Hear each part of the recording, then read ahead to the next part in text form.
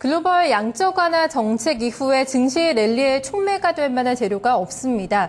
2천선에서 이어지고 있는 이 투신권의 펀드 환매를 이겨내기 위해서 유동성만으로는 좀 부족하다, 힘이 딸린다는 느낌을 받고 있는데요. 연일 좀 이어지고 있는 이런 수급 구도죠. 외국인들의 매수, 투신권의 매도, 이 안에 갇힌 박스권 장사에서 어떤 전략이 필요할지 확인해 보겠습니다. 8명의 전문가가 제시하고 있는 투자 전략 확인해 보시죠. 네, 먼저 박승용 전문가입니다. 수급상 변동성은 제한적일 것이라고 봤습니다. 실적에 기반한 중소형 유망주를 찾아보자고 조언하고 있습니다. 서정훈 전문가입니다. 횡보 조정, 추세 상승 가능성 두고 전략을 수립하자. 한교수 전문가는 중국 부양이 늦어지면 조정 올 가능성이 있다고 보고 있습니다. 정의만 전문가는 엇갈린 외국인과 기관의 매매, 지루한 공방전 앞으로도 조금 더 이어질 것이라는 시각 내비치고 있습니다. 네, 이어서 강지현 전문가입니다. 주말 효과 없는 강세장이라는 지금 코멘트를 주고 있고요. 박한센 전문가는 건설과 화학, 생명공학주에 베팅해보자고 강조했습니다. 금산 전문가입니다. 중국 우려와 기대감 속에서 2,000포인트를 중심으로 한 공방전은 이어질 것이라는 시각을 내비치고 있고요. 마지막으로 이재호 전문가입니다. 2,000선 회복 시도가 나타날 것으로 보고 있습니다. 네, 먼저 박한샘 전문가 연결하겠습니다. 전문가님 안녕하세요. 네, 안녕하세요. 반갑습니다. 네, 반갑습니다. 일단 건설과 화학, 생명공학주에 베팅을 하자. 일단 헤드라인에서 벌써 전략을 주고 계시거든요. 이 세 가지 섹터를 봐야 되는 그 이유에 대해서 먼저 들어보겠습니다. 자, 지금 이제 많은 분들이 미국의 3차 구제금융 정책, 그리고 일본의 자산 매입 정책, 결국 이제 거기도 구제금융 양적 팽창 정책인데요. 소위 얘기해서 이제 유동성을 더 많이 공급했음에도 불구하고 단발성 급등으로 한번 끝나는 거 아니냐, 그런 이제 굉장한 우려감들을 많이 갖고 계십니다. 실질적으로 그리고 시장이 올라가는 것도 아니고 떨어지는 것도 아니고 지금 멈춰 있고, 자, 그런데 여기에서 이제 이거를 좀 이해하셨으면 좋겠어요. 그래서 많은 분들이 지수가 살짝 흔들리기만 해도 이거 다시 아래로 곤두박질 치는 거 아닌가. 물론 이제 저도 그러한 어떤 계속 관찰하고 주시는 하고 있습니다만, 글로벌 자금이 움직일 때 우리들처럼 주식 계좌에서 갑자기 주식을 확 팔아가지고 채권에 있던 거를 정리해갖고 주식으로 온다든가, 이게 쉽지가 않습니다. 한 번에 예를 들어서 뭐 1조 원, 10조 원 이런 큰 돈들이 움직인다. 그렇게 쉽게 움직이는 게 아니에요. 그래서 일단은 지금 상태에서 매수 기회를 준다라고 보시면 되겠습니다. 다만 어제 중국 지수가 연중 최저점을 깼기 때문에 그럼에도 불구하고 미국이라든가 유럽이라든가 이런 나라들이 견고하단 말이에요. 미국과 유럽이 살아나면 중국도 살아날 가능성이 있다고 봅니다. 저는 가격적인 매력 측면에서 현재 건설주, 화학주가 한국 증시에서 향후 실적에 대한 의문점들이 다들 뭐 지금 어쩔 수 없이 드는 것은 당연하죠. 중국이 최대 교육국인 중국이 하락하고 있으니까.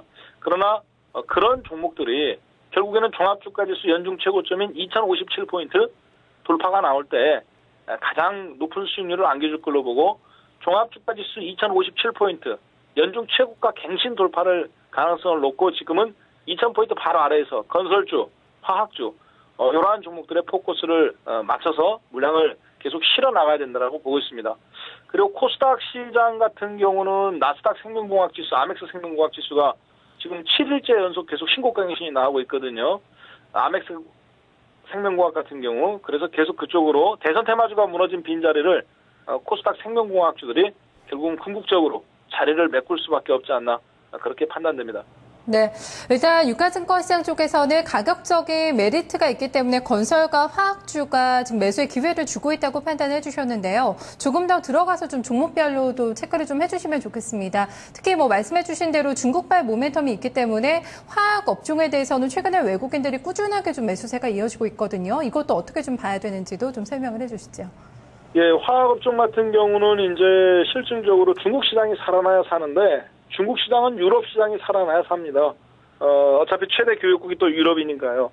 자, 그런데 중국이 지금 연중 최저점을 주가가 내려왔으니까 불안한 거 아니냐, 이렇게 보시는 분들이 있는데, 중국을 우리나라 종합주가지수로 현재 2020포인트 전후에서 환산하면, 한국 지수로 환산하면 1100포인트대입니다. 1100포인트. 그래서 현재 상황에서 앞으로 중국 시장이 어느 정도 이제 바닥권대의 냄새가 나고 있기 때문에 어차피 거래소 대형 종목을 지금 산다는 것은 저는 현 시점에서는 단타로 접근하시는 분들은 전혀 걱정할 필요가 없다고 봐요. 왜냐? 어차피 2,000포인트란 말이에요. 급등 아니면 급락이 나올 수밖에 없는 장에서 단타로 접근하시는 분들은 어차피 그냥 장중 매매로 그냥 거의 마무리 짓 하시면 됩니다. 다만 지금 건설주, 화학주를 보시는 분들은 이제 트렌드를 생각해 봐야 될 때입니다. 왜 그러냐면 그동안에는 전 세계적으로 모멘텀이 없었습니다. 완전한 비추세장이었어요. 그러나 미국이 마지막으로 쓸 수 있는 카드인 3차 양적 완화 정책의 카드를 썼는데 예상했던 것보다 좀 세게 썼죠. 그렇기 때문에 궁극적으로 돈의 움직임이 한 번은 큰 축이 움직일 수밖에 없는 구조라고 보여집니다. 자, 그런데 그것이 이제 시초 그 첫날 발표된 다음에 워낙 세게 움직였다가 지금 잠깐 숨고르게 하는 과정이라고 보여져요. 그래서 결국은 큰 틀은 흐름상으로 일단은 우리나라 종합주가지수는 프로그램 매수에 힘입어서 외국인들의 자금에 의한 2057포인트 연중 최고점이죠. 이번 연도 3월달 초 가격 거기에 포커스를 맞춰놓고 화학주, 건설주 배팅 전략을 그렇게 좀 하시면 되겠고요. 종목은 GS건설, 대림산업 이쪽에 포커스를 놓고 보셔야 되겠습니다. 네, 생명공학주, 이 바이오주 섹터 뭐 여러 가지 종목들별로 좀 대응 방법이 다를 것 같습니다. 생명공학 관련된 종목군들에 대해서도 좀 전략 자세하게 좀 주실까요? 네, 생명공학주에 대한 거는 먼저 대한민국은 젠백스를 쳐다볼 수밖에 없어요. 왜냐하면 생명공학주들도 물론 개인들이 만집니다만 근본적으로 기관이라든가 이제 외국인들이 누가 베팅을 해주느냐에 따라 달려있는 종목입니다. 그렇지만 세계적으로 우리나라가 지금 이제 외국인들이 자금이 베팅 들을 수 있는 것은 첫 번째는 셀트리온. 이거는 이제 복제약에 관련된 거죠. 복제 및 신약. 그 다음에 이제 젠백스. 완전히 신약 파트에 관련된 건데 임상 3기 실험이 끝났고 그리고 영국 그 왕립 자금 쪽에서 임상 실험 1,000명에 대한 1,000억 원 자금을 지원을 해줬단 말이에요. 그렇기 때문에 신약 허가에 대한 가능성이 높아지고 있습니다. 그래서 결국은 젠백스가 방아쇠를 당겨가면서 생명공학 전체의 테마에서 산업으로 가느냐 못 가느냐의 문제가 있는데 그동안에는 우리나라 이게 이제 법안이 또 문제가 있었습니다. 줄기세포 법안이라든가 이런 것이 약간 조금 규제 상황이 있었어요. 황우석 사태에 의해. 그러나 이번에 이제 민주당 쪽에서 난치성 질환에 대해서 의사가 허가 없이 저기를 시술할 수 있는 권리를 부여해줬잖아요. 참 이 법안이 지금 회부가 됐단 말이에요. 9월 3일부터 19대 국회가 이제 출범이 개회가 됐는데 그래서 이번에 새누리당 쪽이 아니라 민주당 쪽에서 그걸 했기 때문에 줄기세포 관련해서는 차바이오에는 한 종목이 그 법안의 혜택을 받을 수밖에 없다라고 보여집니다. 신약 허가를 의사한테 거의 해줬다라고도 보면 되겠어요. 그래서 생명공학 파트에서는 의료 헬스케어 파트에서는 이렇게 보면 되겠습니다. 소프트웨어 관련 그래서 인피니트 헬스케어 그리고 인성정보 그 다음에 두 번째로 바이오 쪽 관련해서는 그러니까 소위 유전자 진단 마크로젠, 인포뱅크, 시젠 이렇게 세 종목 그 다음에 줄기세포 관련해서는 차바이오엔 그리고 메디포스트지만 실질적으로 이번 법안이 통과될 걸 가능성이 높아졌습니다. 그래서 차바이오엔에 집중하는 것이 맞습니다. 그 법안을 잘 살펴본다면 거의 통과가 된다라고 봐야 되겠어요. 통상적으로 통과가 됐을 때 급등하는 현상이 나오기 때문에 근본적으로 현재로부터 한 20% 정도 효과가 있을 걸로 보여집니다. 자, 그리고 이런 종목들은 연중 다 사상 최고 실적이 나오는 종목이거든요. 지금 말씀드린 종목이. 네. 그리고 다만 젠백스만 실적이 안 좋아요. 근데 어차피 젠백스는 실적으로 보는 종목이 아니라 그 기술력 로얄티를 가치만 넘겼을 때 한 2조 원 정도의 가치가 있는 걸로 현재 그렇게 좀 분석이 되고 있습니다. 네. 그래서 좀 포커스를 맞춰놓고 보면 되겠습니다. 네, 소무관님 오늘 전략 잘 들었습니다. 고맙습니다. 네, 감사합니다. 네, 2057포인트 연고점 돌파 가능하다는 시향관 아래에서 데일리로 전략을 주고 있는 박한샘 전문가입니다. 건설주 안에서는 GS건설과 대림산업을 탑픽으로 꼽고 있고요. 바이오 관련주에 주목하자고 조언을 하고 있습니다. 이어서 박승윤 전문가 연결하겠습니다. 전문가님 안녕하세요. 네, 안녕하세요. 네, 수급상 변동성이 제한될 것이다 얘기해 주셨습니다. 좀 풀어서 설명을 해 주실까요? 일단 그 얘기는 2000선에 안착한 후에 잠시 좀 이탈을 했지만 지수가 여기서 뭐 급락이 나오거나 당장 급등이 나올 수 있는 단계는 아니라고 좀 판단이 됩니다.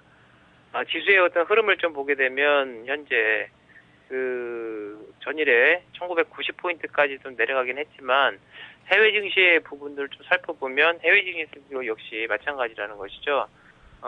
크게 급등나가지 않는 가운데 지수의 어떤 흐름을 보게 되면 계속 옆으로 기는 횡보의 어떤 흐름을 해외 증시 또한 특히 다우존스라든가 나스닥의 경우에 특히 그런데 횡보의 그런 흐름이 지금 진행이 되고 있습니다. 국내 증시 역시 또한 옆으로 기는 횡보의 어떤 흐름이라고 좀 봤을 때 국내 증시가 여기서 만약 이탈을 한다 하더라도 좀 하락을 한다 하더라도 하락폭은 상당히 좀 제한되지 않을까 이렇게 좀 보고 있고 거기에 따른 지수 변동성은 상당히 좀 적어지는 그런 단계다 이렇게 좀 볼 수가 있겠습니다.